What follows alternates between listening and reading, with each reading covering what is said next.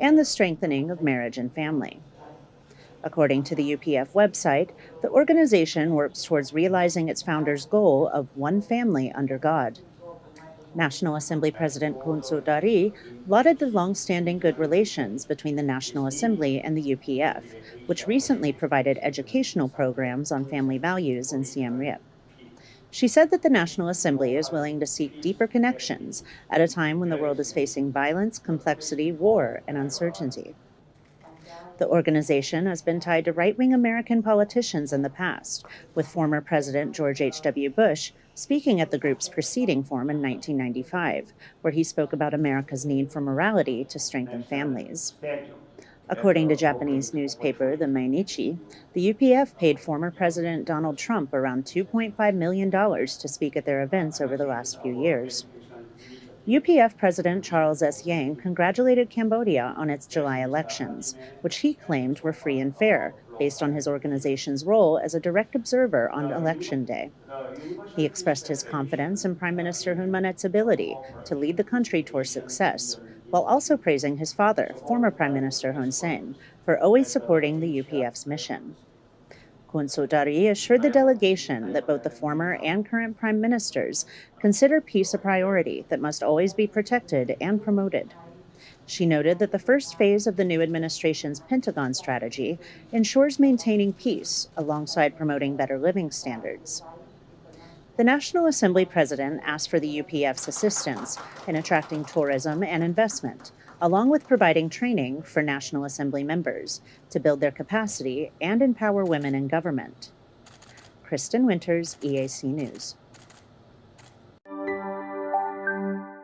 You're watching EAC News. Thank you for joining us.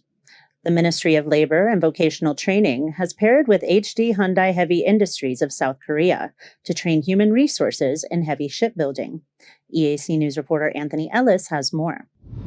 The decision was made during a tripartite meeting between the Minister of Labour, Heng Saw, South Korean Ambassador Park Jung-wook, and the Deputy Director General of Hyundai Heavy Industries, Kim Dong II, on November 15th. HD Hyundai Heavy Industries is a subsidiary of the world-class Hyundai Group, established in 1972. It specialises in the production of ships and large vessels and will help train young Cambodians in their production line for major building projects. During the discussion, the Minister of Labour thanked South Korea's government and Hyundai for providing training to Cambodia so that they can become proficient in heavy industry projects. Ambassador Park Jung-wook will co-sponsor the training to further deepen economic ties and friendship between the two countries. The agreement comes a day after the launch of the government's program that aims to provide 1.5 million at the risk of youth and technical and vocational training. The program is meant to provide marketplace skills that will lead to better employment options for the Cambodia's most in provision. Anthony Ellis, EAC News. You're watching EAC News. Thank you for joining us. The Kampong Speu Provincial Prosecutor's Office has charged 5 people in connection with more than 200 rounds of ammunition, which were fired at a Phnom Kiri Ram tea plantation during a birthday party celebration. When the partygoers began celebrating by firing guns in the air until 6 a.m. the next morning. When the authorities showed up, the partygoers fled the scene. Police inspections show that the property belonged to a 28-year-old woman whose brother invited friends to celebrate her birthday with fireworks and gunfire. The spokesman said that the police temporarily closed the location and found a total of 203 ammunition remnants from M16s, AK-47s and pistols. He said the 4 suspects made confession to the Kampong Speu police, but the 32-year-old host and his party guests remained on the run. The police department is charging the 5 suspects and their accomplices for the use of firearm, explosives and ammunition without permission in accordance with the provisions of the Article 20 of the Law on the Control of Firearms, which have already been sent to the investigating judge for legal proceedings. The Kampong Speu prosecutor confirmed that he will continue to search for those fleeing the authorities. Anthony Ellis, EAC News. You're watching EAC News. Thank you for joining us. Prime Minister Hun Manet pledged his support and encouragement of the Chinese construction companies that built the new Siem Reap Angkor International Airport to expand their investment in Siem Reap so that the province can become a multi-purpose development pole for Cambodia. The Prime Minister met with China's Yunnan Province Governor Wang Yubo today in celebration of the official inauguration of the new Siem Reap Airport. Yunnan is home to the 3 state-owned companies who have invested in Cambodia and made the airport a reality. The Prime Minister said it was a historic day for Siem Reap and Cambodia, with another new achievement emerging as a symbol of modern development and cultural preservation. He noted the new airport as the fruit of good cooperation between Cambodia and China. He thanked Yunnan Province for its trust in Cambodian investment, especially in the construction of the international airport, which the companies will own and operate for 55 years before it belongs to Cambodia, under the signed Buy, Operate, Trade agreement.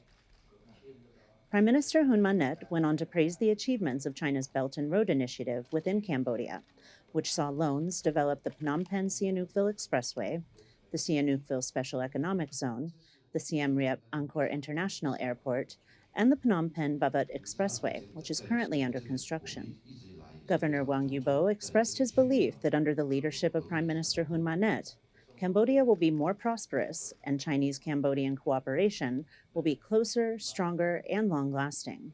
The Prime Minister said that 2024, in addition to being the year of Cambodia-Chinese friendship, would also be the year of tourism revival for Cambodia. He said his government is implementing various policies to welcome tourists from neighboring countries, in addition to the many attractions coming to Siem Reap to attract tourists. He also urged the airport authorities to implement electronic forms for tourists by the end of the year to facilitate easy travel. Kristen Winters, EAC News. You're watching EAC News. Thank you for joining us. Prime Minister Hun Manet presided over the inauguration ceremony of the Siem Reap Angkor International Airport today, where Cambodian and Chinese officials gathered to celebrate the large airport and express hope for the recovery of tourism within Cambodia.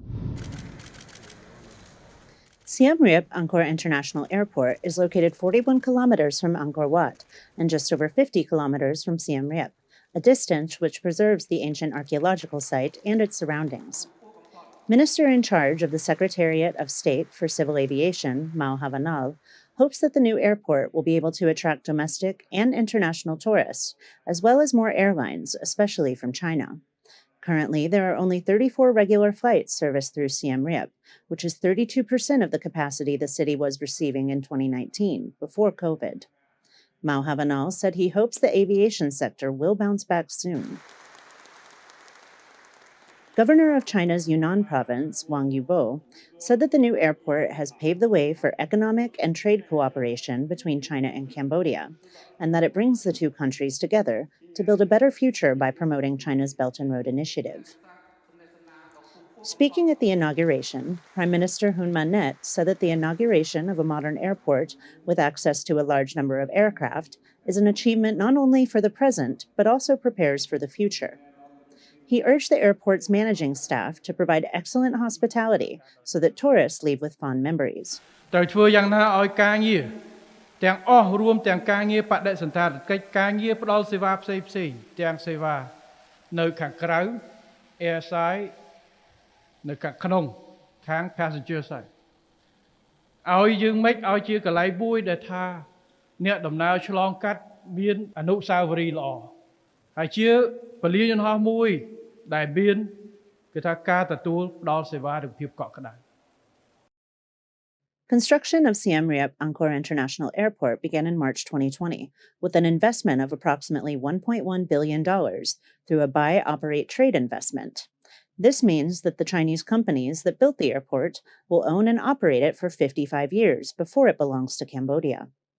Kristen Winters, EAC News. You're watching EAC News. Thank you for joining us. Cambodia's National Assembly met today to approve the draft budget for 2024, paving the way for the government to spend nearly $10 billion next year on a range of public services. EAC News reporter Anthony Ellis has the story. The Finance Law of 2024 aims to further strengthen peace, political stability, security, and public order by ensuring macroeconomic and public financial stability. It also promotes the development of health systems, social protection system salary increases for civil servants and those armed forces.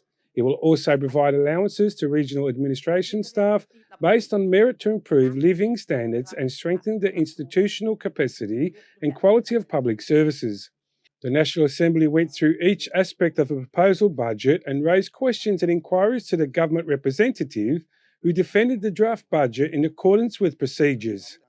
Ultimately, the budget was unanimously approved by the National Assembly. The draft law was proposed and approved by the Council of Ministers on October 27 before arriving at the National Assembly.